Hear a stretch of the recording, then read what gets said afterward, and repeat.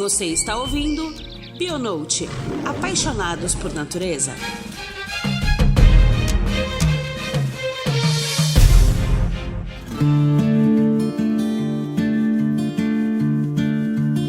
Olá, queridos ouvintes, bem-vindo a mais um Bionote. Nós estamos no terceiro episódio dessa segunda temporada e, conforme prometido no primeiro episódio, dessa segunda temporada, em janeiro, a gente vai falar um pouco do caso de Mariana e de Brumadinho, tentando atualizar vocês que estão aí do outro lado, que estão um pouco longe desse processo, que não são de Minas. E para essa conversa aqui, a gente trouxe de novo o Lucas Perillo, doutor em Ecologia, fundador da Bocaina. E aí, Lucas, bem-vindo de volta ao Bionote. Eu que agradeço, valeu demais o convite, é um prazer estar aqui de novo, novamente para falar de um tema não muito agradável, né, mas tamo aí. Verdade. Então, trouxemos aqui também o Pedro Philips, que é cinegrafista, acompanhou todo o processo, tanto de Mariana, né, e agora vem acompanhando de Brumadinho. Tem muita história aí pra contar pra gente. Tudo bem, Pedro? Tudo bem. Bom dia. Vai ser um prazer. Obrigado pela presença. E também com o host Felipe, especialista, biólogo, tá aqui de volta. E aí, Felipe? Tudo bem, ouvintes? Então vamos lá, né? Bom, o assunto não é o assunto que a gente gostaria de comentar, igual a gente preferia não ter essa pauta para falar, né? Mas como existe, a gente tem a obrigação, como um veículo de comunicação entre os biólogos, de falar um pouco sobre isso e comunicar às pessoas. Mas antes de começar o assunto, eu queria um pouco ouvir os ouvintes entenderem o Lucas falar um pouco da sua história e o Pedro também, só para contextualizar com o pessoal. Beleza. Já participei aqui de alguns episódios com vocês, mas para refrescar a memória, eu sou biólogo, fiz mestrado e doutorado na ecologia, né, conservação e manejo na UFMG, e atualmente faço pós-doutorado lá com vários projetos, inclusive alguns relacionados também com mineração. E além disso, também trabalho na Bocaina, né, Biologia da Conservação, que é uma empresa que a gente criou com o objetivo de socialização do conhecimento e comunicação da ciência. E a gente também oferece cursos de capacitação, mas também documentação científica, e criamos conteúdos aí para discutir temas de biologia da conservação.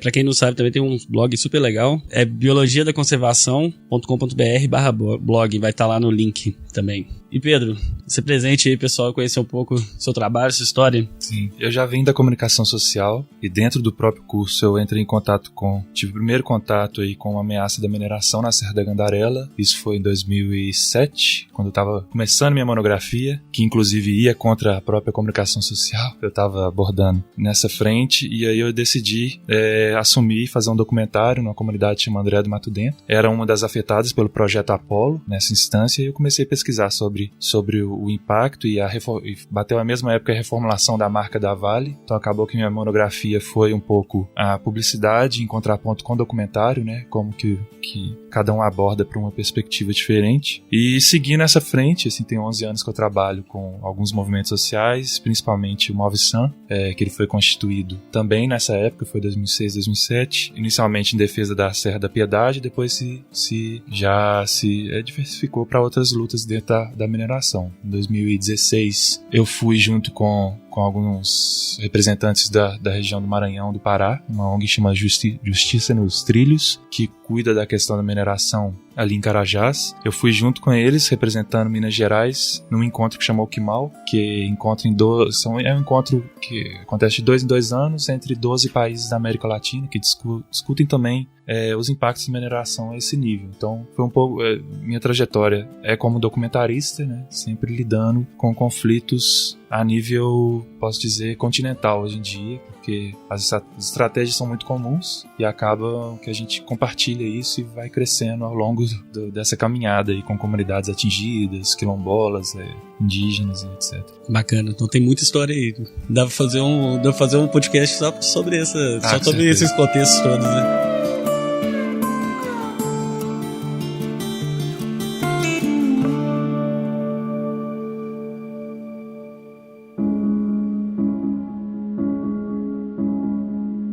Bom demais, bom ter vocês aqui, porque eu acho que agora o assunto ficou um pouco mais pesado. Foi uma coincidência, mas no final do ano passado uma péssima coincidência, mas foi. No final do ano passado o Bionote fez o último episódio só com os hosts, né? A Juliana hoje não pôde estar presente. E a gente fez foi passando por todos os episódios, comentando sobre os episódios que aconteceram durante o ano, o 12º de 2018. E aí, quando a gente passou pelos dois do Perilo, que a gente fala um pouco sobre...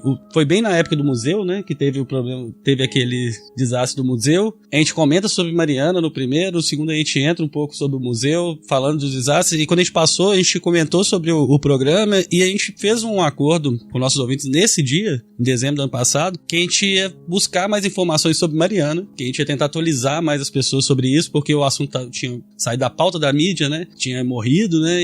E assim a gente ia fazer esse processo de informar. O que a gente não esperava, infelizmente, é que a gente ia iniciar o primeiro episódio da segunda temporada, se eu não me engano, 3 ou 4 dias depois do desastre de Brumadinho. O primeiro episódio saiu no final de janeiro e tinha 4 dias que tinha acontecido o desastre. E aí, nesse episódio, eu coloquei para os ouvintes que a gente já tinha gravado, né? E a gente precisava de 2 meses aí pra gente poder correr atrás de informação, deixar as coisas vir com informação séria. Então, esse episódio vai ser inteiro pra gente debater um pouco sobre esse contexto do que aconteceu nos 2 desastres. E falar um pouco sobre o que você trouxe, você deve ter muita informação também, como que funciona em outros quesitos de coisas que a gente não quer que aconteça. Então, que a gente já vai começar a falar sobre o que a gente não quer que aconteça. Como a gente falou sobre quando aconteceu no museu, a gente falou muito sobre isso com o Perilo, de coisas que a gente precisava fazer para que não acontecesse de novo. Mas antes para contextualizar, o Felipe e o Perilo pode nos explicar um pouco o que é uma barragem. Eu acho que é o primeiro ponto, assim. Essa barragem, por que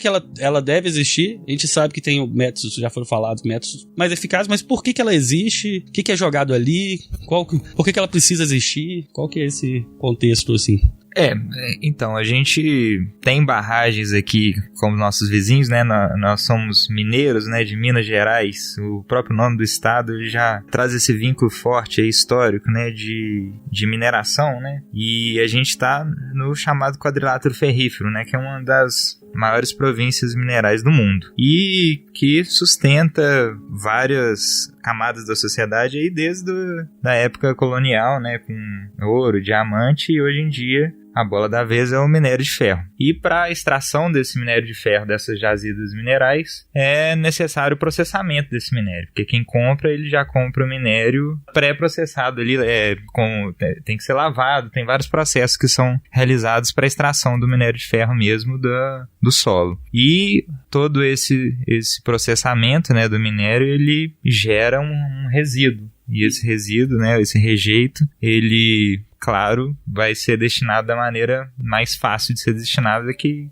se precisa gastar menos dinheiro, que é estocando eles em grandes reservatórios, e fica esse passivo para as gerações futuras aí sem uma solução ideal, né, e permanente para esse rejeito. E aí são criadas essas barragens desde do início, né, dessa exploração mineral na região.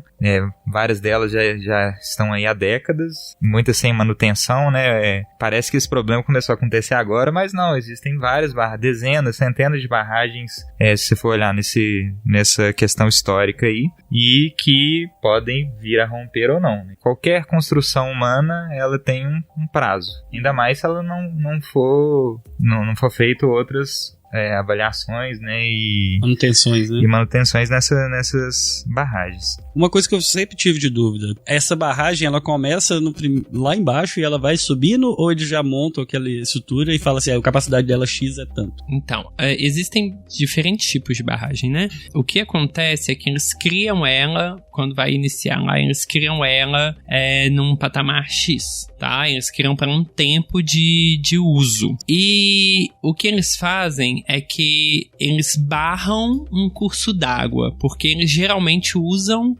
algum curso d'água como o que vai alimentar aquela barragem, né? Não necessariamente eles estão usando aquela água para lavar o minério, mas aquela água geralmente é em vales, né? A gente tá em Minas Gerais, então a gente tem muitas montanhas, muitos vales, geralmente são em vales, e então geralmente já tem caída de água das nascentes, enfim, e ele cria uma barragem de água como outra qualquer, e aos poucos ele vai inserindo o minério. que ele vai lavando, né? Ou o que quer que seja, o rejeito do que quer que seja minerado. Aí aquela barragem é constantemente drenada, né?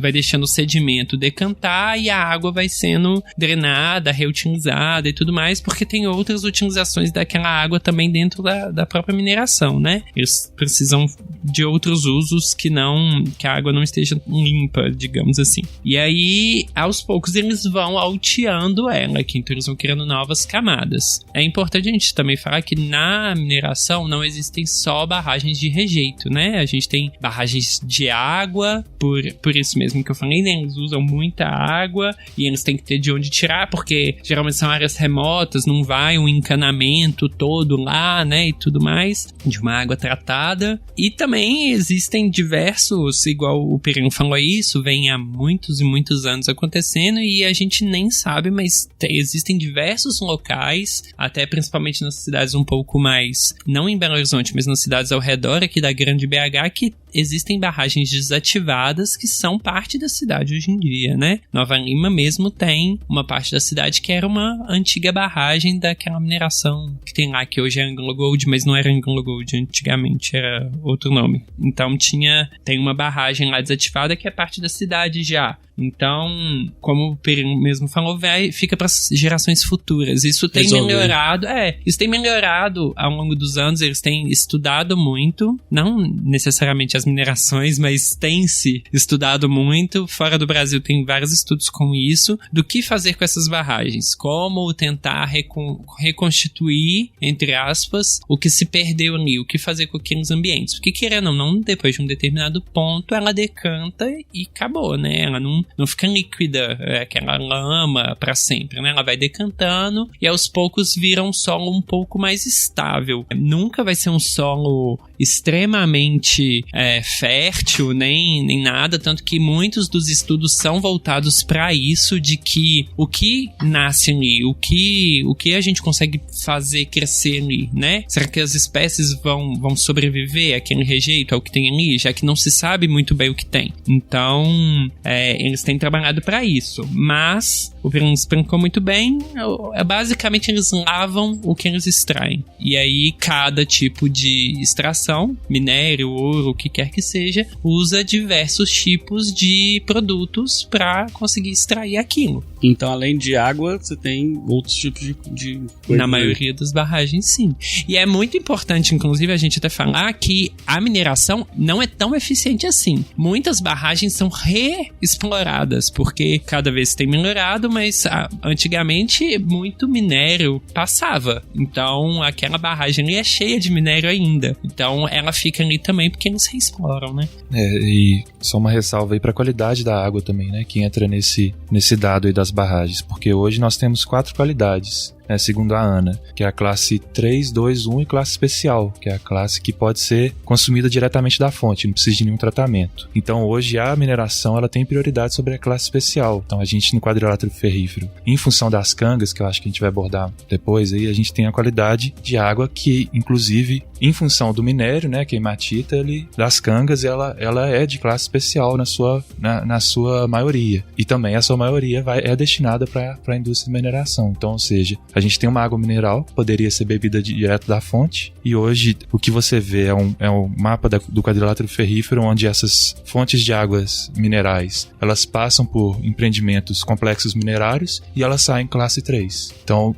nós como população somos obrigados a pagar taxas para o tratamento de uma água que na fonte ela ainda poderia ser consumido diretamente. Isso é porque o minério tem que ser, porque lavar você lava com qualquer água, mas não necessariamente, ele precisa realmente de um quanto mais puro, mais... Enfim, eu não sei entrar nessa questão técnica da água, mas eu sei que eles têm prioridade por uma questão técnica também. Da já própria tá ali de graça, né? Tá dentro do terreno deles e a água atrapalha, né?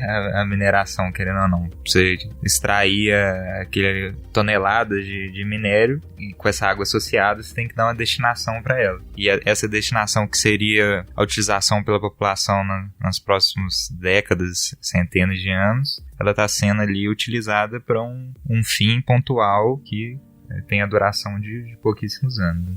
E eu não tenho esse dado aqui, mas eu aposto dizer que talvez o que eles ganham em valor centavos por ter essa água, a gente paga 10 vezes mais para tratar depois. Perfeito, essa perda, né, desse serviço ecossistêmico que é a provisão de recursos aquáticos, da água para consumo, ela não é colocada na balança, né, em momento nenhum. E justamente por isso que ainda existem barragens de rejeito, porque eles não colocam isso na ponta do lápis, né? Se fosse colocar o quanto que a mineração gasta de recursos naturais ali para estar sendo vendida a X dólares a tonelada, essa conta não fecha. E por isso que existem essas barragens de rejeito até hoje. E existem tecnologias que poderiam substituir essa maneira de exploração e lavagem do minério, mas elas não são executadas por causa de falta de força política mesmo e de contenção de gastos, né? Quanto mais lucro a empresa tiver, melhor. É importante a gente também falar, apesar de todos os problemas que se traz, que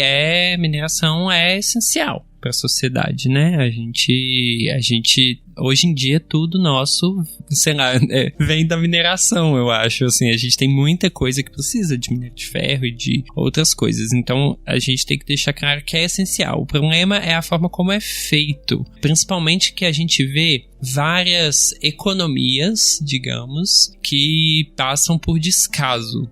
A própria barragem, há muitos anos já se sabe que ela, da forma como ela é feita, da forma como a de Brumadinho, por exemplo, era feita de Mariana, eu realmente não tenho esse dado, mas que já é ultrapassado. Tinha várias técnicas óbvias que davam. Sim, exatamente. Inclusive técnica de não usar a barragem.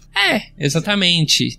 Tanto que, enfim, a gente deve falar um pouco disso pra frente, tanto que depois de Brumadinho, várias barragens resolveram, magicamente, que elas vão passar a explorar a seco, né? Então, ninguém quer que o que aconteceu em Brumadinho aconteça na sua barragem. Mas, há muitos anos já se sabe dos riscos e sabe-se que existem outras tecnologias muito novas. A questão é uma economia, igual eu falei, que beira o descaso, porque a barragem do jeito que ela era, sendo que é uma coisa completamente ultrapassada, que fizesse outra barragem de outra maneira, entendeu? Descomissionasse aquela, esvaziasse, fizesse ela do jeito certo e continuasse usando a barragem, por mais que exista uma coisa mais moderna.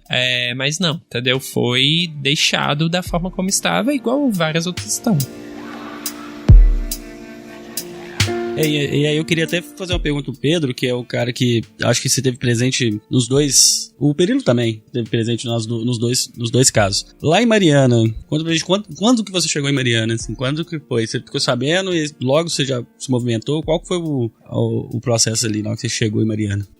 Nos dois casos eu tava lá no dia seguinte. Em Mariana eu fiquei, na verdade, uma semana direto, e eu tava ali numa instância com várias outras mídias que não tinham acesso, enfim, eu tava com o Brasil de Fato, com o próprio MAB, tava hospedado na mesma casa e a gente trocava algumas informações, mas eu sempre estive como documentarista, assim, não vinculado a nenhuma mídia, nenhum partido, nenhuma instância política. Massa. E Belisa também teve lá em Mariana? Estive em Mariana também, tem conhecidos que moram lá perto e acompanho também todo o processo, porque depois começaram os monitoramentos, né? Então, o laboratório lá no FMG participa de alguns deles. E agora em Brumadinho, a gente no dia seguinte também foi lá com esse objetivo mesmo de tentar alcançar o rio antes do rejeito ter chegado naquele ponto, né? Então a gente foi fazendo o caminho contrário, foi filmando algumas coisas e a gente chegou no momento no qual a lama estava avançando, né? A gente chegou na fronteira ali da lama e a gente pôde ver como que o impacto imediato que ela causa no curso d'água é absurdo, assim, não sobra nada. E a gente continua, na medida do possível, acompanhando, né? Tanto na questão biológica quanto social dos impactos desses rompimentos. Tem uma questão aqui que foi levantada que eu não sei se é a hora, mas que eu gostaria de puxar isso sobre... Que eu acho interessante entrar um pouco nisso, sobre essa questão do minério ser essencial. Posso trazer isso um pouco? Pode, com certeza. Que eu acho que é um pouco nessa instância que eu trabalho, assim, essa discussão que eu acho que falta em Minas Gerais, no Brasil em geral, assim, o que é essencial, né? O que a gente está buscando como mineiros, né? Como mineradores. Então fica aí mais questões do que respostas, porque hoje ninguém tem resposta, na verdade. Mas uma questão que não é levantada, eu vejo nessas instâncias, nessas rodas de pergunta, é quanto a gente precisa minerar, né? Não é muito bem, que é essencial a gente ver essa aplicação no dia a dia. mas a gente não sabe o quanto é essencial e nem para quê. Então, assim, um termo que é muito utilizado hoje, discutido, né, é o bem viver, que é um conceito de todo mundo querer viver bem, no final das contas. Como que uma sociedade chega nos parâmetros de concordar que isso é uma vida digna, né? Sim. Então, dentro dessa vida, a gente sabe que a gente consome minerais, enfim, são diversos. Então, como essa discussão ainda está em andamento, ninguém chegou, vamos dizer, a esse patamar. Eu acho que nenhum país do mundo hoje consegue viver bem sem colonizar outro, de certa forma, no processo de pós-colonização que seja. Então, a gente realmente não tem essa resposta. Mas uma das perguntas que eu acho que não são feitas é quanto que a gente precisa minerar, né? Então, se a gente pega minerais, por exemplo, o ouro, a gente vê um processo que ele é muito absurdo em função de ser um metal que hoje ainda, né, desde o ciclo do ouro, com as tecnologias ainda mais, é um metal que se causa mais impacto para a sua extração. A gente sabe que envolve vários metais pesados ali para conseguir limpar o ouro. E se você chega numa mina de ouro, bate uma foto ali, volta um mês depois, bateu a foto numa montanha, volta um mês depois, aquela montanha não vai estar ali, né? Assim, a quantidade de terra que é remoída, que é remexida ali, que é movida para se extrair uma onça de ouro que seja, é absurda, além dos químicos envolvidos. E o que é feito com o ouro? Qual que é o percentual dele que vai para nossa tecnologia, que vai para aparelhos? A gente sabe que poucos são usados em aparelhos eletrônicos e algum ou outro na medicina. Mas qual que é o percentual dele? Eu diria que é menos de 3%. Eu não estou atualizado, assim, mas quando eu tive ali com César Padilha, que é um dos coordenadores do Oquimal, ele me deu esse dado e era uma coisa mínima, né? Essa coisa de, nós estamos extraindo, né, dos 100%, menos de 3% a gente realmente utiliza. O que acontece com o resto? E esse 100% já é pequeno perto do tamanho do estrago, né? Esse 100% com de certeza. estrago. Mas além de que eu poderia dizer que é até uma doença, que a gente tira debaixo da terra, a gente cava outro buraco e protege esse ouro e agrega valor a ele, que são os bancos, né? A gente faz barras de ouro, cava um buraco, tira o ouro, enfim, em outro buraco e agrega valor. Pra nunca usar. Isso, pra mim, já chegou a ser uma doença, né, humana. Já é uma deficiência que a gente não sentou numa mesa e olhou para o que a gente tá fazendo objetivamente. Peraí, isso aqui não faz mais sentido. Já é uma mineração por uma fé, né? A gente minera porque a gente tem que minerar. A relação que o ser humano criou com a terra é de extrair, não de trocar, né? A gente habita essa terra dessa forma. O tesouro tá ali, a gente tira, a gente sabe que a gente vai ter valor com isso. Antes a gente exportava, ia para as igrejas, enfim, ia para a colônia. Esculturas, etc. E hoje ele tá no mercado internacional, ele vira ações. E hoje eu te falo que, pelo meu conhecimento de economia, nem o rastro de ouro já vem acabando na parte da economia. Então nem na economia mais utiliza-se ouro como uma relação. Antigamente sim, você podia emitir X número de notas na sua casa da moeda se você tivesse X, esse mesmo valor refletido em ouro. Só que hoje o ouro ele já não tem tanto valor. Então o mercado ele já não faz esse rastro em cima de ouro. Então, complementando o que você está falando, é mais absurdo ainda, porque se antes as pessoas falavam de economia como desculpa, né, para poder extrair o ouro, hoje a gente não fala nem disso. Então o ouro ele extrai exatamente mais por uma questão de status. Com certeza. E além do que a gente tem... Tudo bem, vamos trazer a questão para mais atual. A gente não está no ciclo do ouro mais, embora a gente ainda extraia ouro. Então eu vou falar da hematita, né, do ferro. E a gente já vai entrar naquela velha discussão do consumo não renovável, né? Claro que a gente não consegue sustentar mais uma vida onde cada um tenha o seu carro próprio, cada um tenha um computador que troque a cada 4 anos. Então essa crítica sempre vai voltar ao nosso modo de consumo. Então é engraçado, porque rodando, né, nessas comunidades, eu listei até alguns mitos da mineração que continuam a legitimar e sustentar esse setor. Então um dos mitos é isso, a gente precisa do minério para sobreviver. Mas o quanto, né, a quantidade desse minério, ele nunca entra nessa discussão, porque na verdade a gente está lidando com, e a mineração não vai acabar, é outro mito, né? E a gente está lidando com um recurso não renovável, ou seja, ela vai acabar, é decreto próprio, né, da função. Não tem como a gente, é um mito que é super engraçado, porque ele não tem nenhum fundamento, né? A gente está vendo minas igual Tabira, na região Tabirito, onde a Vale nasceu, né, em 42, a mina está acabando, né? E essa E essa sociedade? E essa cidade, esse polo industrial que foi criado em torno da cidade vai virar uma cidade fantasma. Não tem nenhuma alternativa econômica, não tem nenhum modelo econômico sustentável que vai dar vai mostrar um horizonte para aquela comunidade. Isso acontece e vai acontecer, provavelmente a nossa geração vai ver isso no quadrilátero ferrífero, na região de Carajás, onde comunidades sustentam um modelo que por si só não é sustentável, né? Ele está lidando com recursos que vão acabar e que está sustentando um padrão de vida que já não condiz com o que a gente busca, porque a gente já tem tecnologia para não usar água no processo de extração, não é de hoje que a gente tem essa tecnologia, a gente já tem tecnologia para me fazer um computador que dura a minha vida inteira, Sim. uma geladeira que dura a minha vida inteira, um carro que dura, a gente sabe que não são os interesses que sustentam, que estão, né, enfim, que sustentam o modelo capitalista de hoje. A gente sempre vai chegar a essa discussão. Sim. E ela parece um pouco revolucionária, vamos falar de capitalismo, mas a gente precisa falar porque a gente vive nele. E só que eu acho que é uma coisa que divide muitos os movimentos sociais, de vitimizar, como se alguém tivesse errado, né? Como se um engenheiro tivesse errado. Ele é o inimigo, eu sou o ambientalista, eu tô certo. Mas na hora que a gente se incluir, todo mundo nessa, né? Na hora que todo mundo realmente sentar para discutir e observar o absurdo e parar de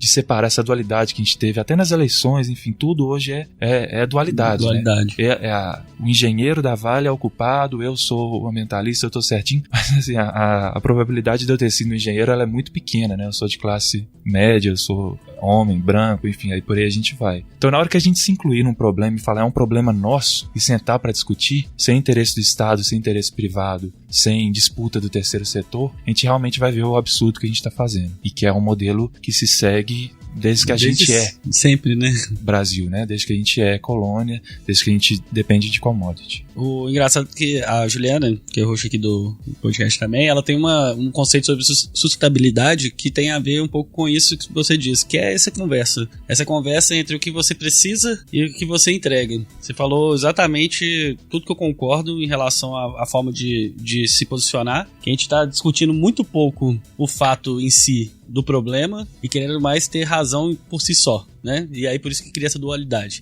Eu tenho razão e pronto, porque você é pior ou melhor do que eu, você acha, e aí cria-se aquela dualidade de um lado e do outro e ninguém discute realmente o fator do problema para tentar chegar a uma conclusão. Infelizmente a gente não sabe mais debater, né? O debate move as gerações humanas, a criação de novos, tudo que a gente tem de tecnologia, tudo que a gente está fazendo aqui agora é de acordo com o debate, porque quando você tem visões contrárias, que você cria novas estruturas. E essa sustentabilidade é exatamente você sentar e discutir o ponto que você disse, achar esse número. Ao quanto eu realmente preciso criar 100 computadores descartáveis para poder gerar lixo, consumo e etc, e quanto que isso vai trazer de valor real. Então, essa é uma discussão ampla, igual você falou, parece coisa de revolucionário, mas na verdade é um fator real. O minério está acabando, os recursos humanos estão acabando. A gente discutiu com o Perilo naquele episódio que já chegou no ponto zero, já estamos no negativo, né? Então, assim, a humanidade já está consumindo mais do que a natureza consegue entregar. E olha que nós estamos falando de recursos que a natureza consegue gerar, né? E comida, e etc. A agricultura, essas coisas, tudo a gente criou, fizendo com que a própria natureza nos forneça a nossa quantidade que a gente precisa. Agora, quando a gente vai discutir mineração, a natureza não cria minério de novo. Vou fazer uma montanha aqui de novo. Até faz, vou sendo bem milhões de anos. Bilhões e bilhões, e mesmo assim depende de vários fatores para ver se vai fazer, né? Então, assim, quer dizer, não tem como a gente discutir evolução sem discutir ser sustentável, na minha visão. Então, esse debate aí é extremamente coerente, assim, não tem como você sair dele. As pessoas do capital que estão aí defendendo que tem que ter, como teve Mariana, eu não sei se Brumadinho teve, mas Mariana teve um movimento pós a barragem, com razão social, por causa disso que você falou, que a Samarco, ela sustentava a cidade num certo nível. Então muitas pessoas ficaram desempregadas, e aí todo mundo queria, aí foi aquele movimento da sociedade contra a sociedade, no sentido de falar, mas eu preciso ganhar meu pão, eu preciso sobreviver, e aí, cara, mas não tem como mais, e aí virava aquela discussão e vira discussão política. Aí fica falando de aí dá a dualidade, cada um discute um lado como se ambos tivessem certos ou errados. Mas se você colocar na balança do processo, ambos têm a sua verdade e ambos têm suas falhas, né? Como é que eu vou falar pra um operário, um menino de 19 anos que saiu do Maranhão, que deixou a família, que tá trabalhando, porque foi movido pra uma cultura que não é a dele, vem pra Minas Gerais trabalhar numa mina sem referência, querendo ou não, sem referência, né, família, cultural, é jogado ali, trabalha, é super explorado o dia inteiro. Eu tive ali nos alojamentos, um cubículo ali com 6 pessoas dormindo, trabalha o dia inteiro, chega, não tem tempo pra nada, vai pro bar, quer cachaça, quer mulher. Como é que eu, assim, qual que é a minha posição social de tentar convencer uma pessoa dessa de que ele tem que largar o emprego dele porque eu preciso ser sustentável, que o meu Macintosh, né, tá durando 10 anos só. Então a gente tem um furo social também no Brasil que não permite essa discussão. A gente tem problemas que têm que ser olhados agora, na base. É lógico que a indústria de mineração criou sim uma dependência nessas comunidades, mas essa mudança de modelo econômico, ele tem que ser defasado. Não dá pra gente achar que de um dia pro outro a gente vai conseguir transformar um país, mudar o modelo econômico dele e instaurar um novo que funcione para todos, uma forma de pensar em prosperidade em vez de progresso, né, o desenvolvimento. Que esses são 2 termos diferentes. Prosperar é ver esses recursos, ou ver de uma forma que eles durem a nosso favor, né, ao longo da vida, da construção da formação dessa sociedade. E o progresso e o desenvolvimento a gente está vendo onde vai dar, né? Ele é um lucro que é visado muito mais imediato, um lucro imediato, e que ele não retorna para essas comunidades. Tanto que se você eu fiz um projeto agora, a gente ficou 1 ano, passamos por 11 comunidades de mineração em Minas Gerais, aí fui eu, um sociólogo e um advogado. E a gente foi fazer um levantamento de infrações aos direitos humanos em 11 comunidades que tem mineração no quadrilátero ferrífero. É impressionante, porque onde tem o tesouro, onde tem a riqueza, né, o tesouro, falando tesouro, até uma referência de uma como chama, maldição maia, que dizia que onde está o tesouro vai estar a pobreza. E é exatamente o que a gente viu. As pessoas, elas vivem em cima das riquezas e elas não usufruem dela. Que engenheiro que mora nessas comunidades? É quase nenhum. Entendeu? Ele vai e volta. Normalmente ele é itinerante. Claro, né? Assim, então, ou seja, a gente tem uma contradição que é visível, né, no nosso território.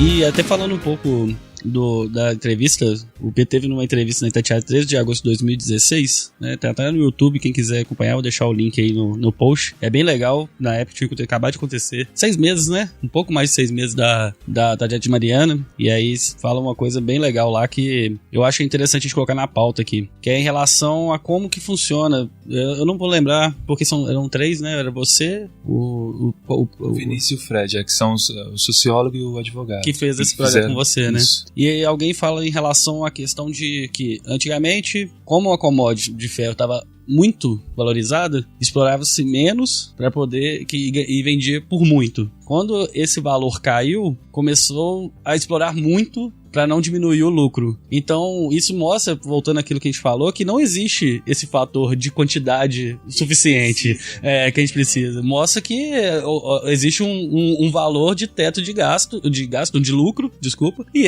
eu tenho que manter aquele teto. Então, explorar menos, explorar mais é basicamente o quanto você consegue vender e quanto você consegue de lucro, né? Então, voltando um pouco de Mariana agora, no desastre real. Bom, aconteceu, o Samarco teve um rompimento, foi uma das maiores barragens, né? No Mariana, em questão de rejeito, foi muito, muito maior do que de Brumadinho, questão de rejeito. O desastre natural, se eu não me engano, também foi bem maior, correto? Natural, vamos o meio ambiente, porque o Rio Doce matou o Rio Doce muito acima na desordem. Então, quantas cidades foram afetadas e 2 estados foram afetados na relação de Mariana. E agora, assim, já passou, né, do Rio Doce, agora já tá no mar, corais lá em Abrolhos, já tá tudo afetado por Mariana, né? Isso, vocês que estão mais próximos, assim, vocês chegaram a passar nas cidades, o quanto que isso afetou economicamente, eu imagino, só que falando de formas especiais, pescadores foram os primeiros que, talvez imediatos, que perderam seu sustento de imediato. Aí vem uma cadeia.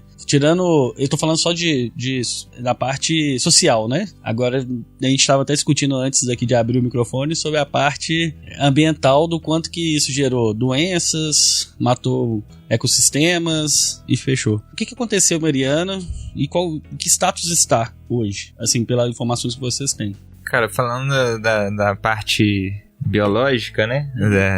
como eu disse, a ação desse rejeito é instantânea, né, no corpo d'água principalmente, porque grande parte dos organismos que evoluíram, né, nesse sistema, eles precisam de extrair o oxigênio, por exemplo, da água, e em questão de segundos esse oxigênio é perdido por causa dessa dissolução, né, desses minerais. E aí toda a comunidade do rio morre. Isso foi verdade principalmente para os ambientes mais próximos ao rompimento, né, chutando baixo, 99,9% de tudo morreu no momento em que o rejeito passou, e várias outras comunidades biológicas dependem também dessa associação com o corpo d'água e sofreram vários impactos que ainda estão sendo monitorados, né, ainda estão sendo quantificados. É um trabalho árduo, né, que exige vários anos de estudo para saber o que realmente aconteceu com essas comunidades, né? Tem umas que dependem mais da água do que outras, mas assim, uma coisa é esse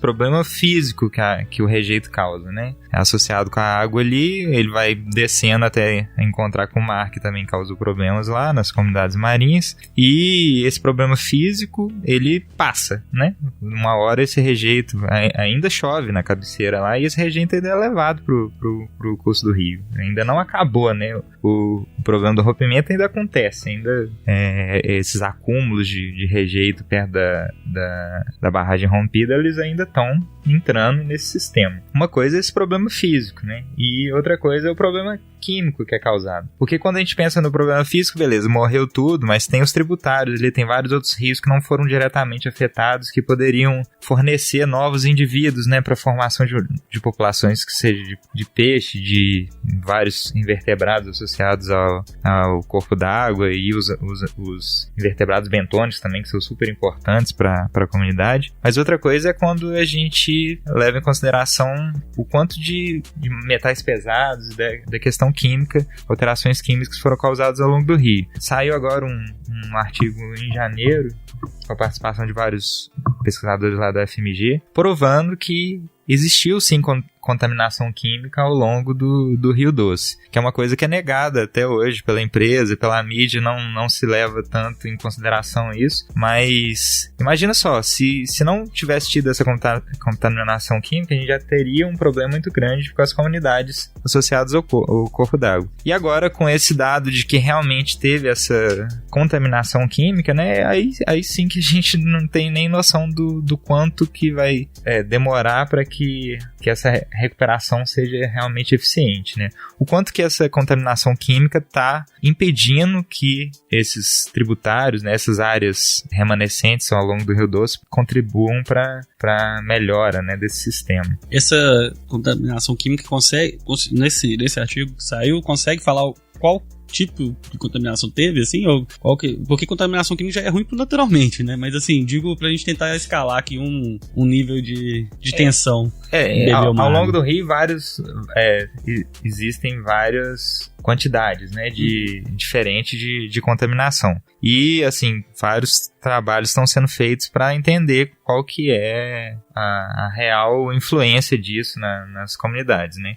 A gente sabe que alguns bichos, eles acumulam mais metais pesados, por exemplo, que outros, dependendo dos seus história de vida, né? E eu acho que ainda vai aparecer muita coisa, ainda para tentar realmente quantificar o quanto que isso vai influenciar ou não na volta, né, do retorno de várias...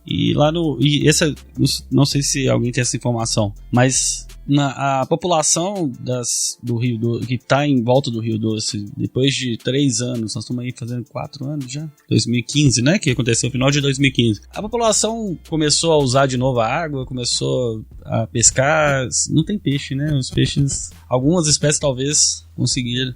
Vai voltando, né, assim, a gente, algumas coisas que a gente começa a ver é que, porque é importante entender que sempre, querendo ou não, sempre a vida sempre encontra um jeito, assim, né? É uma fala meio clichê, mas não vai voltar, provavelmente nunca, tudo que tinha, até porque não se conhece tudo que tinha. Isso é muito importante falar, como o Perino disse, na hora que a lama passou, ela passou e matou tudo, né? Tudo que estava associado à água diretamente naquele momento, morreu naquele momento. Então não se sabe tudo que tinha de peixes, invertebrados, anfíbios e assim vai. E aos poucos, o que consumia aquela água também morreu, né? Então, foi cumulativo. E, querendo ou não, existem espécies que elas vão criando uma certa resistência àquilo e o que tá ali não afeta as condições mínimas que ela precisa para viver. Então, vai voltando sim. Já foram registrados grupo de boto, já tem algumas espécies que foram registradas de novo e tudo mais vai voltando. Mas em que condição vai voltando? Que é igual o Perino falou, acumula metal pesado. Metal pesado passa na cadeia. Então, assim, um inseto que tá com metal pesado acumulado, que é comido por um peixe, que acumula metal pesado, que comeu vários insetos. Então, ele tem vários acúmulos de vários insetos nele. E aí, a ave que come esse peixe, e assim vai, entendeu? E vai acumulando na cadeia.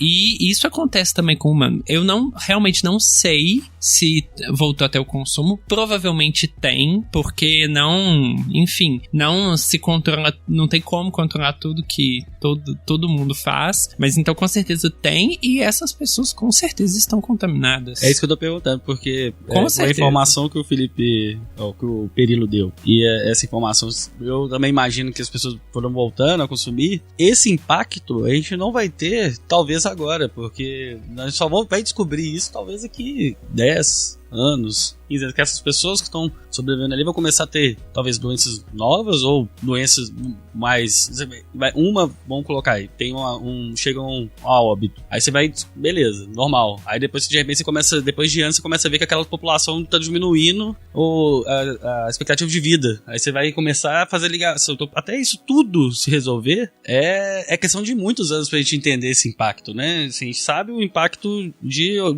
ao olho nu, mas o impacto que isso causa no decorrer de tudo...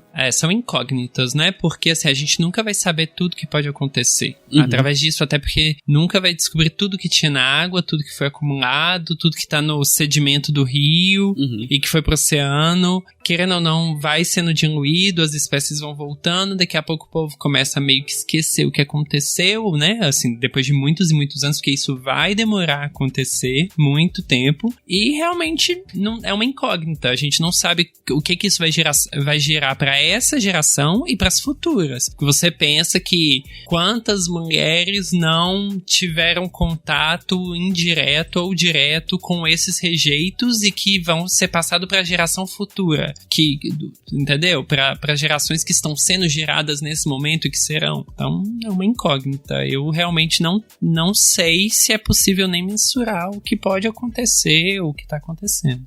Isso talvez possa trazer aí a questão do EIA-RIMA, né, do estudo de impacto ambiental, que eu acho que entra com uma pauta interessante para a área de biologia, principalmente, né, porque como vocês bem sabem, o tanto que é difícil mensurar, né, a natureza é completamente sistêmica, como é que a gente entende qual que é a extensão desses impactos. Ao meu ver, um EIA-RIMA ele teria que ser uma bíblia, né, ele teria que ter milhares de páginas, porque é muita pretensão a gente achar que sabe o que faz quando mexe, né, com um impacto desse tamanho. A gente realmente não sabe. Tanto que, vendo até no próprio site do IBAMA, tá falando que eram 80 espécies que ocorriam no Rio Doce, né? Então, 11 já estavam ameaçadas e 12 delas eram endêmicas. Fora as várias outras, em vários projetos que eu já vi, por exemplo, no Gandarela, ali tem muita questão das cavernas de canga, formação de canga, que são várias espécies endêmicas que passam reto ali, né, no EIA-RIMA.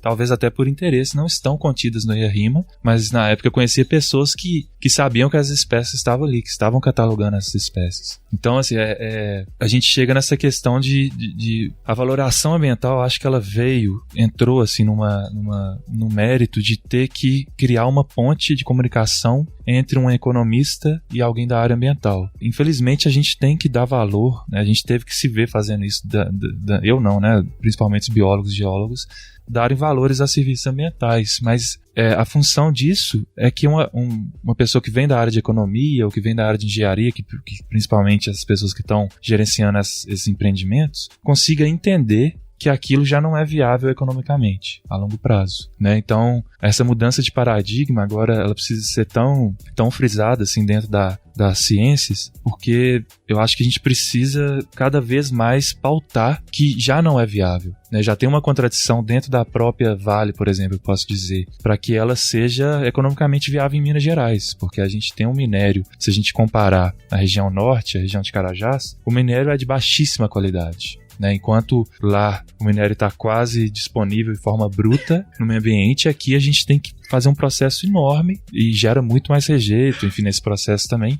para extrair alguma coisa ali das cangas. Então, ela já não é muito economicamente viável aqui. E se a gente levar em consideração o bioma que ela vai atingir, esses impactos, se esses impactos foram feitos realmente de forma justa, a gente vai chegar a essa conclusão, que não vale a pena. A gente está perdendo espécies todos os dias, sem ver, cavernas, sítios paleontológicos, no caso da Gandarela. Nossa, sério? Então, sim, e por aí a gente não explorou tanto, né? Explorou assim, a gente não conhece tanto igual a gente acha. Então, tem várias espécies que estão sendo perdidas aí diariamente por uma implosão, né? Às vezes. Então, considerar isso aí também, que podem, enfim, se a gente entrar numa de que tudo tem que beneficiar a nós, seres humanos, né? As coisas não podem ser simplesmente por elas mesmas, assim, estarem no meio ambiente. A gente pode estar perdendo ali pesquisas de medicina, enfim, vocês sabem quais são as implicações de perder uma espécie, né?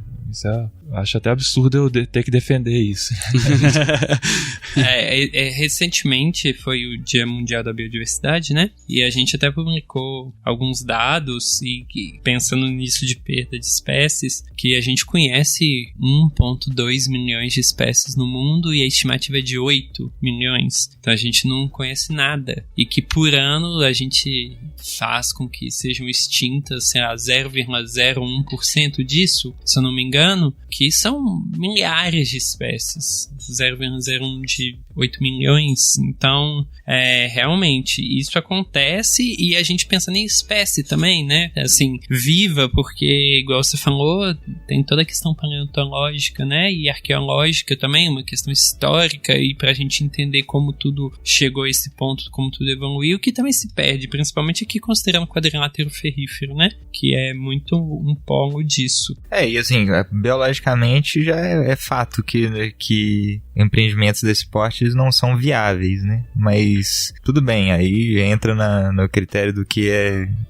é mais importante ou não. Para os ambientalistas talvez isso seja uma coisa importante, mas né, nem sempre isso é levado em consideração. Mas o que os serviços ecossistêmicos, né, valoração trouxe de informação é isso.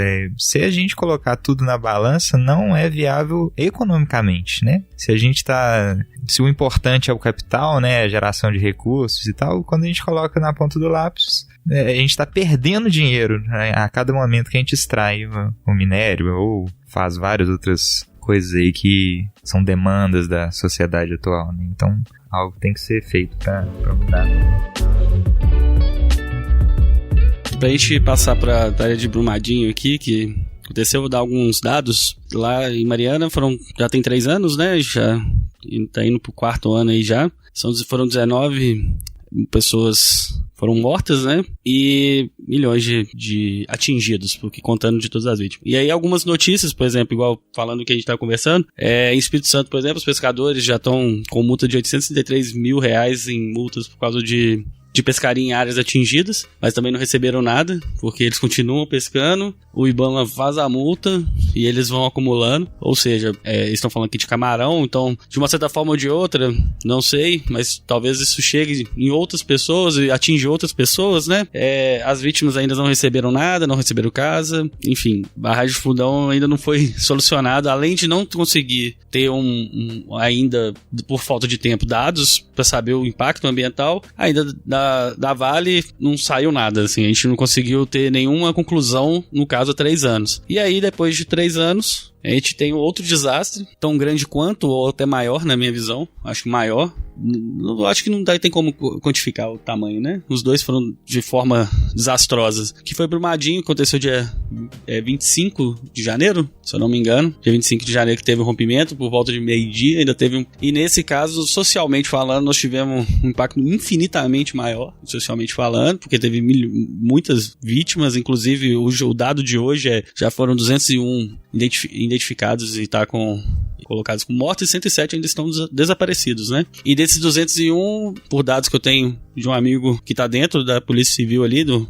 processo, tem muita gente que já foi identificado, que está morto, já foi identificado, mas que não tem corpo, né? Achou partes, né? Isso é pior ainda, né? Você tem uma agravante muito pior. Bom, e Brumadinho mostra que, na minha opinião, quando acontece em Brumadinho, infelizmente é o que aconteceu no museu, quando a gente falou, né, Perillo, que a gente falou, espero que com um desastre as pessoas entendam, e aí vem outro desastre tão grande quanto, e aí a gente fala, nunca vai entender. Mas aí Brumadinho teve um impacto aqui da grande BH. Eu acho que isso ajudou, de certa forma, fazendo aspas aqui com os dedos, a ter mais impacto direto na mídia, nas pessoas, na comoção de entidades, né? Nós tivemos na quarta-feira, dia 13, a CPI no Senado aberta para investigar o caso, e Mariana não teve isso, né? Assim, essa força, talvez, política um pouco maior, essa pressão maior, e aí, eu acho, por ser uma coisa que estava distante, assim, da realidade. Muitas mortes. Pessoas importantes morreram também dentro desse processo. Pessoas que eram consideradas, enfim, dentro desse meio político extremamente importante. Então foi afetado. Então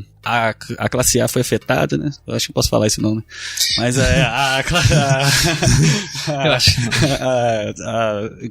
enfim. E aí nós tivemos uma pressão maior, né? Bom, para vocês que passaram lá, estiveram lá perto, assim, qual que é essa magnitude desse problema? Como é que foi chegar em Brumadinho de novo, ver esse desastre? Cara, na verdade, falando da minha vivência, assim, né, quando eu escutei no rádio, né, no dia, horas depois do rompimento de Mariana, que tinha rompido uma barragem, eu falei assim, mas beleza, né, e como eu disse, tem dezenas de acidentes anteriores a esse, tipo, já tinha participado de um resgate de ictiofauna, né, dos peixes do rompimento de uma barragem há 15 anos atrás. Eu pensei assim, mais uma, né, isso aí acontece com uma certa frequência. E depois que eu fui entendendo a gravidade da situação, né, que o tamanho do problema, né, que tinha acontecido. Mas eu, assim, naquele dia eu tinha certeza que não ia ser o último, sabe? Ia acontecer de novo, né? E eu não esperava que acontecesse tão rápido assim, apesar de ter sido em questão de volume de rejeito, acho que 30 vezes menos do que Mariana, mas também, uma coisa que não deveria ter acontecido, né? E aconteceu de novo. E eu ainda continuo com esse sentimento de que vai acontecer, porque apesar dessa comoção da mídia que você falou, né? Principalmente por essa proximidade, pelo número de pessoas, né? Que morreram, mas, assim, para resolver esse problema é muito complicado, sabe? E não é a partir do rompimento de Brumadinho que as outras barragens começaram a ter problema. Elas têm problema há décadas. Brumadinho mesmo tem uma questão falando que acho que há 5, 6 anos foi avisado, né, que podia ter um problema. É isso, assim, acontece se você pegar os relatórios, né, de monitoramento dessas barragens. Claro, né, que tem essa questão política e tem muita gente corrupta também no meio que dava o aval para elas continuarem funcionando sem esse critério técnico, né? Mas o fato é que se nada realmente for feito, assim, isso vai continuar acontecendo. Isso é um desalento muito grande, assim, porque o que aconteceu em Mariana era para ter servido de exemplo, assim, para que isso não acontecesse nunca mais. Sim. E aconteceu com o Brumadinho de novo, e eu tenho medo disso se tornar uma coisa assim, olha lá, vai acontecer outra, né? É a terceira, é a quarta, é a quinta. E eu acho que esse é o principal problema de Brumadinho, assim. Esse é o momento da gente tentar mudar algo. Porque se vier a terceira, se vier a quarta, vai virar uma coisa tão natural, né? Isso faz parte do ambiente que a gente vive, que acontece, né? E não deveria ser assim. E o rompimento de Brumadinho muito recente, não tem como a gente saber na questão ambiental, social ali diretamente afetado foi muito maior mesmo, né? Principalmente porque as construções do setor da mineração eram abaixo da barragem de rejeito, então muita gente morreu ali instantaneamente, né? Nem sabia o que estava acontecendo. Mas a questão biológica é muito complicado de saber ainda. Para Mariana, tiveram vários fundos aí que estão tratando de monitoramento de espécie e tudo mais, mas como a gente já disse, a questão biológica é muito difícil. A gente não sabia o que tinha antes e não tem certeza de como que essas espécies vão retornar. E para Brumadinho, então, eu tô até nessa expectativa, assim, descrente de que daqui a pouco vai aparecer recursos também pra gente fazer esse monitoramento, pra gente ir atrás de explicações biológicas, né? Só que, pô, e aí, né? A gente vai... O que isso vai trazer de conhecimento científico mesmo para resolver o problema, sabe? Não adianta monitorar, se acontecer de novo, esse monitoramento vai ser realizado, mas... E sempre assim. Poxa, o que tem que fazer é não acontecer mais. Você acredita que agora, sabendo que a gente tem técnicas mais avançadas de organizar o conteúdo de a mineração seca, né? A extração seca, já ouvi falar também, isso passou em algumas mídias, que tem algumas empresas que utilizam aqueles rejeitos para fazer tijolo, fazer outros tipos de materiais, enfim. Você acredita que com esse agora, nesse segundo, você acredita que talvez tenha uma pressão para que essas barragens sumam de vez, desapareçam? Assim, no mundo ideal, acho que sim. Mas como eu disse, né, como a gente frisou aqui várias vezes, né, nunca é colocado tudo na balança. Ou colocar tudo na balança, a mineração não acontece, né, do jeito que ela deveria acontecer. Então, assim, acho que cabe a gente essa pressão mesmo, que ela seja contínua para que isso realmente mude. Que seja uma exigência, um pré-requisito mesmo para que se instaure a mineração. Para se instaurar a mineração, você tem que realizar isso.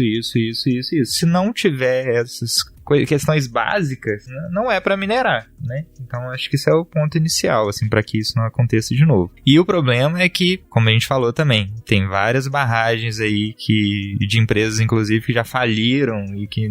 A de Congonhas.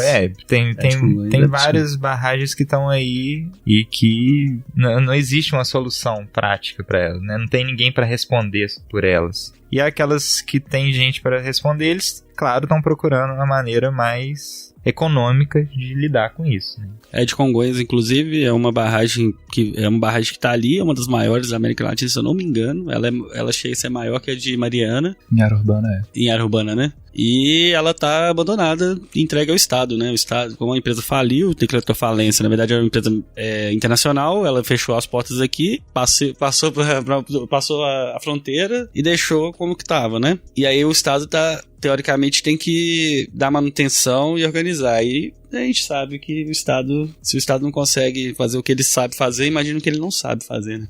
Tem uma questão pela qual ele não consegue, né? A gente vive num mundo que hoje as empresas elas têm não só mais dinheiro, como mais poder do que muitos governos. A gente sabe disso, né? Depois que o capital foi aberto, hoje são acionistas majoritários, né? Então a gente tem as multinacionais sendo formadas nesse processo. Isso estendeu, que era chamada colônia, para pós-colônia, que é um termo que se usa hoje que eu nem acredito muito nele. Eu acho que ainda é colônia, sim, só numa nova configuração, mas isso realmente leva a gente não um estado que a gente não pode confiar no governo, né? A gente tem acontecido coisas que são até cômicas, né? A gente tem poucos dias depois uma votação na Copan para novas minas acontecendo. Isso ninguém vê, né? A gente tem ali no mezanino da rodoviária, né? Foi construído isso, a Copan, né? Foi construído praticamente como um órgão de tratorar e de facilitar esses licenciamentos de uma forma mais eficaz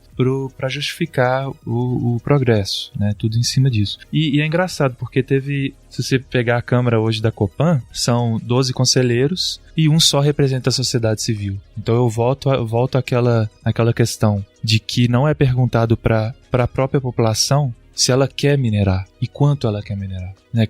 Quanto precisa para minerar para o bem viver. Então volta sempre essa questão, porque ela é a questão essencial. Porque se a gente tem hoje uma Câmara de Conselheiros, que é quem resolve se vai ser instaurada uma nova mina ou não, e uma cadeira só é da sociedade civil, a gente já tem um problema de base. A gente já tem um problema de que a sociedade não tem. E é por voto ali. Então a gente não tem essa representatividade na própria instância política que licencia essas minas. Então como que a gente vai falar de uma cobrança onde o voto realmente não vale, onde ele é 10%? E como que é escolhida essas pessoas dessa cadeira? Como é escolhida, eu não sei. Eu sei que são voluntários e por a legislação, a própria legislação já assegura que só uma cadeira para a sociedade civil. Ah, isso que eu ia perguntar. Eu achei que era uma cadeira por questão de não ter voluntários, mas não. Nunca. É uma só. Não, então assim, a gente... Já é programado para que não tenha discussão. Com certeza. Assim, um país com recursos igual nós temos já é programado para exportar esses recursos, né? Então isso vai espelhar como os órgãos são organizados, como a legislação é construída. Então realmente a quebra ela precisa ser tão grande, porque a empresa que era orgulho, né, nacional até Getúlio Vargas aí, que é a Vale, e que foi votada como a pior empresa do mundo em 2015, então só pra você ver como que a mudança precisa ser tão grande, porque a gente tem uma das empresas que é das maiores criminosas do mundo, em nível de infrações aos direitos humanos, sendo ainda objeto de orgulho nacional, né? A gente dá a fala. E a mídia, ela passa por esse assunto como qualquer assunto, né? O desastre traz lucros para muitos, então não é diferente para a mídia. E a gente tem essa... Então quando você me pergunta assim, joga essa pergunta, né? Você acha que vai acontecer de novo? Assim, não tem dúvidas, né? A gente não pode falar quando. Mas que não é a gente não tá falando de sorte ou não, disso romper. A gente tá falando de um cenário político instaurado. Que as ações desse cenário, uma delas é a fiscalização, é a cobrança de segurança, enfim. Mas enquanto pelo país não ter história, né? O Brasil é um país sem história, que realmente não relê a sua própria história para aprender. O mundo é um pouco assim, mas o Brasil acho que ainda chega no nível punk. Então eu acho que quando a gente abrir a torneira e faltar água, sabe? Ou quando uma barragem cair na nossa cabeça, aí que as ações são tomadas. E essas ações são sempre mitigadas com recurso financeiro. Então você vê a primeira resposta dessas empresas eu tiro dinheiro do bolso e te dou tanto, porque isso cala. É a única resposta que ela tem. Isso já mostra o desespero, sabe? Olha o que a gente pode fazer. Eu vi cenas, né, de uma mãe, sabe, assim, de me chegar com um cheque de 100 mil reais e ela fala assim, eu quero meu filho, sabe? As pessoas já não querem saber disso. A gente acha que a gente compra uma mãe com 100 mil reais hoje em dia. Então é nesse nível que a gente está tratando as comunidades, né? E é até difícil continuar na luta quando se encontra uma situação tão desumana quanto essa. Mas a gente tem que perceber que ainda existem recursos naturais, ainda existe o que salvar, o que ser salvo nesse seguinte, e um potencial, por exemplo, a gente pode falar de turismo de base comunitária, entre outros potenciais que tem países que estão investindo, né? Países como Costa Rica, como outros, que são exemplos pra gente de prosperidade, que olham para esses recursos com uma visão para a comunidade realmente usufruir daquilo, né? Então, essa pergunta, eu realmente acho que vai acontecer de novo. Se a mídia vai focar ou não sei se a gente tem pequenas ações realmente acontecendo, mas você vê que são ações que são mais em função de mostrar isso para a população do que realmente tomar uma ação que questione o modelo econômico que o país escolheu há séculos e que ainda não ousou modificar. É aquele famoso, vamos fazer um negócio aqui pro gringo ver, que tá tudo certo, né? E a gente bota um pano aqui em cima e deixa a coisa acontecer de novo, e de novo, e de novo. E a solução, como a gente falou lá no início, ninguém tá focado no problema, né? E na solução. Tá todo mundo focado no dele e pronto. Como é que eu vou resolver a minha parte? Agora nós tivemos solta engenheiro, prende engenheiro, solta engenheiro, prende engenheiro, solta engenheiro, vai lá no juiz. Eu tô julgando, mas eu acho que o Brasil deixa que a gente julgue. Você paga um juiz, ele vai dar habeas corpus, aí o outro vai lá, não, tá errado, prende, e assim vai. As instâncias vão fazendo isso, cada hora um solta, cada um vai ver que agora que o ex-presidente da Vale, né, afastado, porque na época de Mariana, um presidente da época caiu. Aí agora esse presidente também, aí ele também vai cair. Aí assume outro. Aí que horas que vai cair, né? Qual que é? Parece uma novela. É mais uma novela ali que você muda, enquanto o fundo não muda. Né? Você vê que os dramas estão ali apresentados, mas o fundo não muda. Exatamente. E na época que aconteceu de Brumadinho, rapidinho, eu vou depois, na época, você fica com raiva, triste e por aí vai. Eu falava assim, claro que de uma forma não pensada, porque eu não sei como que foi lá dentro, eu falava, gente, tem que mandar prender todo mundo. E assim, a lei não deixa, mas esse tipo de desastre, a lei não tem como abranger, ela nunca vai falar assim, quando cair um cometa na Terra, sabe, tipo, não vai, a lei não tem coisas que a lei não consegue abranger. Eu falava, não, do C-Level lá da Vale até o último C-Level, e o cara de RH, não, vai também, sabe. Pra exemplo, mas sobre a lei, até só um dado aqui interessante, porque a lei do IBAMA, as multas mais altas do IBAMA, até hoje, são 250 milhões de reais, multa ambiental, e ela não é modificada há décadas, acho que desde os anos 80. E no caso do rompimento da Samarco, BHP e Vale, né, em Mariana, foram aplicadas 5 multas, né, de 250 milhões de reais. E só para fazer um comparativo assim, com outro desastre ambiental, porque, claro, que o de Mariana já é considerado o maior desastre ambiental do Brasil, né, pelo menos. Se eu não me engano, eu acho que nessa parte no setor minerário do mundo, né? E por negligência de uma empresa do mundo. Isso. E aí, para efeito de comparação aqui, no Golfo do México, que foi a plataforma de Deepwater Horizon, que explodiu em 2010, e a multa foi 42,2 bilhões de dólares para reparação dos danos ambientais. Em que ano? 2010. Então a gente está falando de um governo que aplicou uma multa que a Dilma alterou para 18 bilhões de dólares também. Não, de reais. De reais. É isso? Não, um novo acordo em 2016 aumentou a quantia para 4,4 bilhões de reais. Então a gente está falando de um desastre de uma escala muito maior e 42 bilhões de dólares contra 4 bilhões de reais. 4 bilhões de reais, hoje em dia, pra ser bem sincero, não consegue fazer, sei lá... Metrô de BH. Metrô de... boa relação.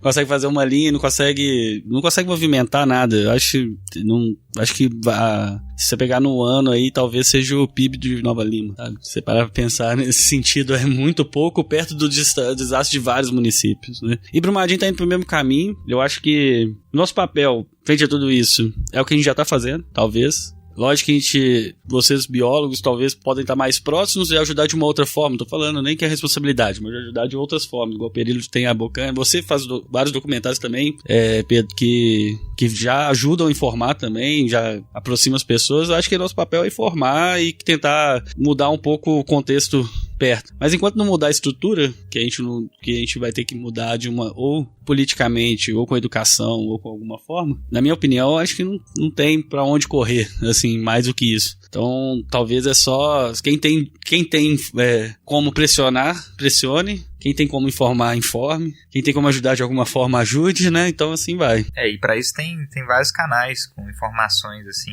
balizadas, né? Sem a força das fake news aí. Tem o Instituto Prístino mesmo, que trabalha diretamente com geossistemas ferruginosos, né? Na parte tanto social quanto ambiental.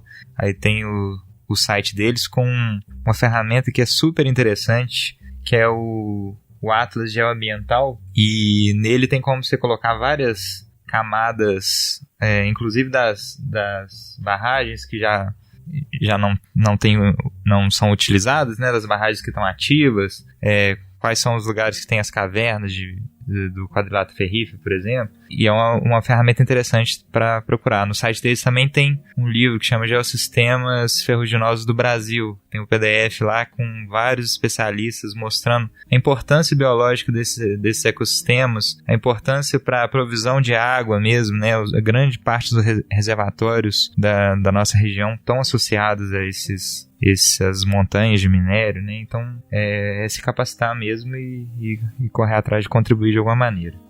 Sobre isso, desculpa, só posso também dar uma... Claro. Porque eu esqueci de comentar até, quem fez a entrevista da Itatiaia comigo não foi o Fred, nessa ocasião foi o Paulo Rodrigues, e ele também, que trabalha também como ambientalista e que defende muito essa posição, né, da defesa das águas dentro do quadrilátero, em função do que eu acho que isso precisa ser passado para a população e frisado nos próximos anos aí, que a gente tem uma formação geológica, né, que são as cangas, que é justamente um conflito gera um conflito aí dentro dessa aposta, né, industrial. Porque onde está o minério de ferro também é responsável também pelas águas, né? Onde estão os armazenamentos de águas, aí se vocês quiserem me corrigir. Mas pelo que eu entendo, a gente tem uma formação que ela permite que a água infiltre e ela serve como um filtro, né? Como a gente tem esse filtro de barro em casa, mineiro aí. Então é um pouco essa função de filtrar e por isso também que a gente tem essa qualidade de água de classe especial, né? Água que a gente pode beber diretamente da fonte ali. Então é ali também onde essa esponja, vamos dizer, é a hematita,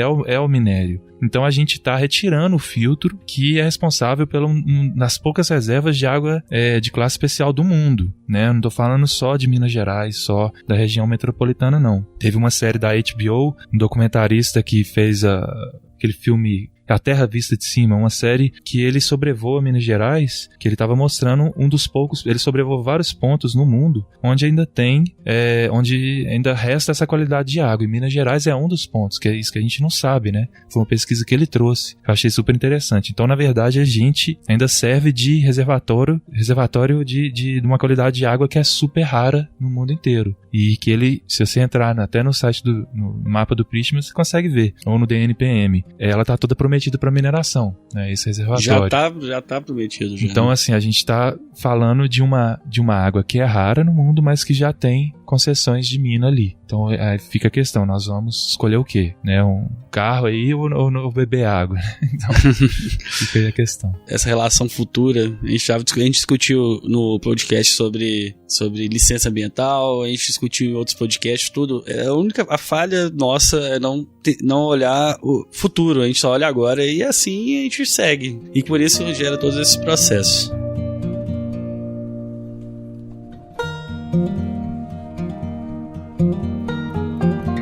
Então é isso. Acho que o assunto, apesar de ser triste, teve bastante informação legal.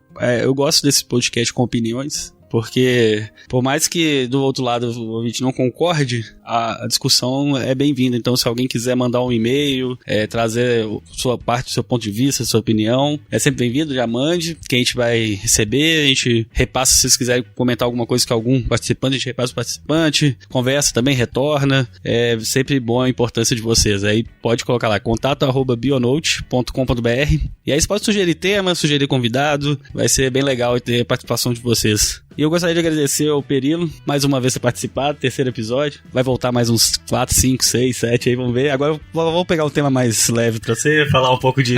Tô esperando isso mesmo. Vamos pegar um tema sem desastre. Por favor, né? Obrigado, Perilo.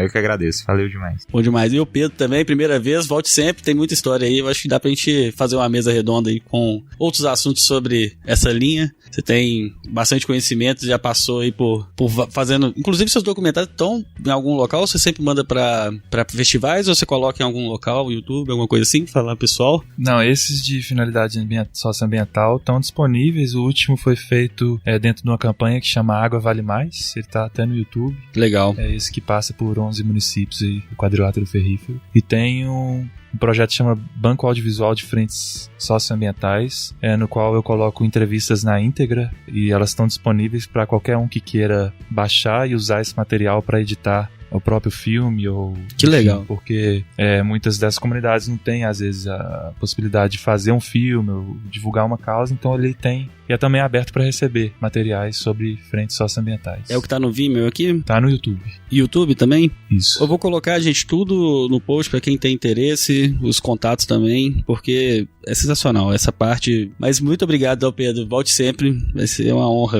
Eu que agradeço. E Felipe, obrigado também pela participação mais uma vez. Obrigado, Lucas. Obrigado, Perilo. Obrigado, Pedro. Igual a gente falou, é importante esse tipo de episódio com questões difíceis, mas cheio de opinião. E prometo que eu vou convidar para um tema mais leve da próxima vez. Você foi puxar a orelha aqui, ó, dele.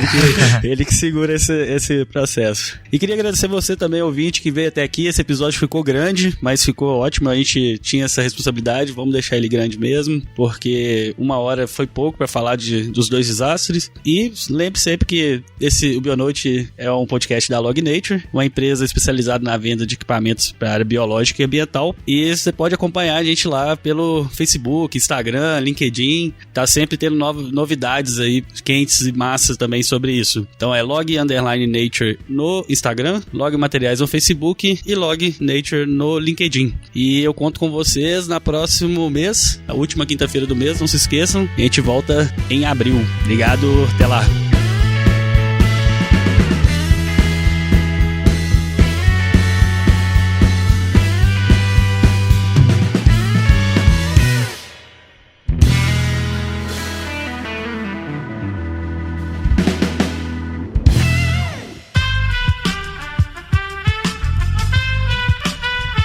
Este podcast foi editado por Aerolitos Edição Inteligente.